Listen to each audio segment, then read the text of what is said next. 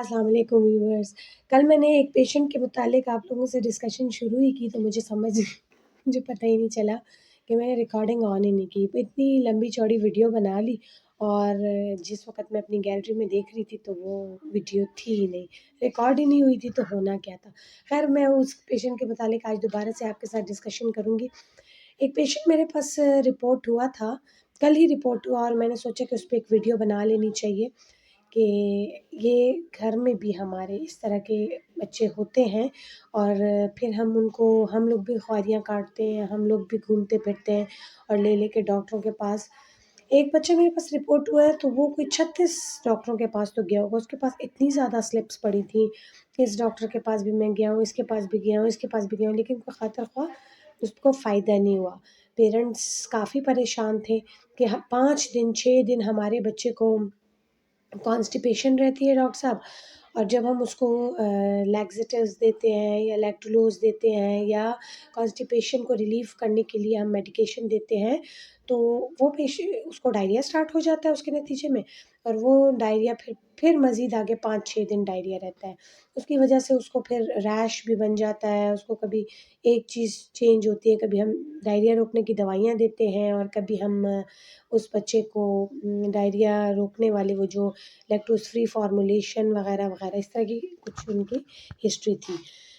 وہ پیشنٹ مجھے ریفر ہو گیا, ہمارے جو ایچ او ڈی ہیں انہوں نے وہ مجھے ریفر کر دیا کہ دیکھیں ان میں ایشو کہاں ہے, کیونکہ سب کچھ ٹرائی کر لیا ہم لوگوں نے اور وہ بچہ جو ہے اس کو کوئی خاص فائدہ نہیں ہوا.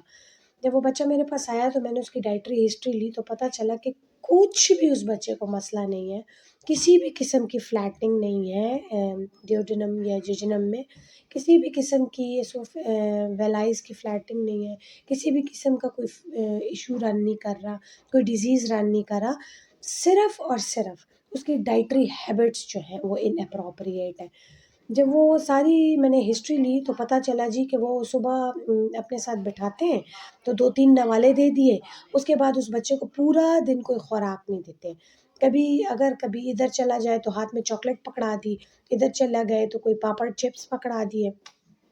اس طریقے سے اس کی وہ ڈائٹری انٹرونشن چل رہی ہیں, کوئی مطلب کبھی کچھ دے دیا کبھی, اور زیادہ تر وہ جو ہے باٹل فیڈ ہے تو اس کو بوتل کا دودھ پلاتے رہتے ہیں اور اس میں کرنے کو کچھ بھی نہیں تھا. پھر میں نے بیٹھ کے اپنے ایچ او ڈی کے ساتھ ڈسکس کیا کہ بھائی اس بچے کو کوئی مسئلہ ہی نہیں ہے, اس کو پراپر ڈائٹری پریکٹسز سٹارٹ کرواتے ہیں, ٹھیک ہے, اس کے بعد ہم لوگ چیک کرتے ہیں.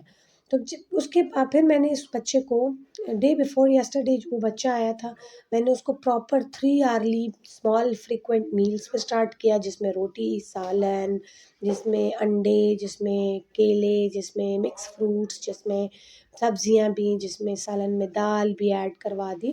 یعنی ہر فوڈ گروپ سے ایک ایک آئٹم ایڈ کروایا, ہر 3-3 گھنٹے کے پورشن سے اس کو میں نے خوراک سٹارٹ کروائی. اور نائٹ پہ بیڈ ٹائم یعنی جس وقت سونے کا ٹائم ہوتا ہے اس وقت 1 کپ دودھ کا میں نے اس کو بتا دیا کہ یہ 1 کپ دینا ہے, اس سے زیادہ نہیں دینا. غالباً 1-1.5 سال کا بچہ تھا. ہم نے جب اس کو اس پیٹرن سٹارٹ کروایا, ویری نیکسٹ ڈے اس کا اسٹول بھی نارمل فارمڈ اسٹول تھا, کوئی ڈائریا نہیں تھا, کوئی کانسٹیپیٹڈ اسٹول نہیں تھا, کوئی کسی قسم کا ایشو نہیں تھا. ساری میڈیکیشن میں نے اسٹاپ کروا دی اور بچہ بالکل اپنی روٹین میں. پھر کل بھی وہ بالکل نارمل پیٹرن میں تھا. آج بھی جب میں آئی میں نے اس سے پوچھی ڈیٹیلز, اس سے سارا 24 آور ریکال پوچھا کہ آپ نے کیا کیا کیا کھایا ہے, تو اس نے نارمل ڈائٹ لی ہوئی تھی اور بچہ بالکل ایک نارمل کنڈیشن میں تھا. نارمل اس نے ارلی مارننگ اسٹول پاس کیا, نارملی وہ کھا رہا تھا, بہت لائیولی تھا, اپنے ماں باپ کے ساتھ کھیل کود بھی تھا. وہ جو ایک اریٹیبل سا اس کا بیہیویئر تھا وہ سب ختم تھا.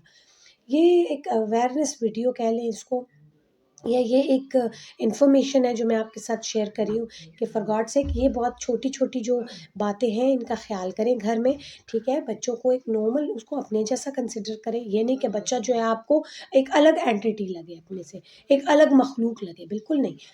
1-1.5 سال کا, جیسے میں نے اپنے کمپلیمنٹری ڈائٹ کے ایک ویڈیو میں بتایا تھا کہ 1 سال کا بچہ چنکی فوڈ کھاتا ہے اور 1.5 سال کا بچہ آپ کے ساتھ دسترخوان پہ بیٹھ کے پراپر 1 ٹائم میل کھاتا ہے. Excuse me.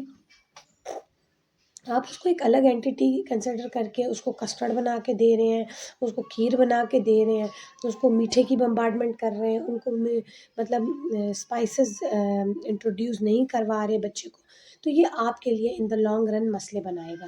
اس لیے بہتر ہے کہ آپ بچے کو بالکل نارمل کنسیڈر کریں، ایک نارمل انسان کی طرح، جیسے آپ ہیں، جس طرح آپ کو آپ نارمل روٹی سالن کھائیں، تو انٹل اینڈ انلیس کوئی انفیکشن نہ ہو تو آپ کو کوئی کسی قسم کا ڈائریا، وامٹنگ، کانسٹیپیشن، کوئی گیسٹرائٹس، کوئی اس طرح کی کمپلین نہیں ہوتی۔ اسی طرح آپ بچے کو بھی ایک نارمل انسان سمجھیں، نارمل خوراک دیں، نارمل خوراکوں پہ عادی کریں، تو بچے کو بھی کسی قسم کی کوئی ایشو نہیں رن کرے گا۔ یہ فنکشنل کانسٹیپیشن، یہ آسموٹک ڈائریا، یہ چیزیں جو ہے نا، یہ بیسیکلی خوراک سے ہوتی ہیں، ٹھیک ہے؟ یہ آپ خوراک اپنی فائبرس رچ ڈائٹ لیں، ٹھیک ہے؟ آپ نارملی اپنے فوڈ گروپس، چاروں فوڈ گروپس کو اپنی ڈائٹ میں انٹروڈیوس کروائیں، تو آپ کی ایک لائف پیٹرن بالکل نارمل جائے گا۔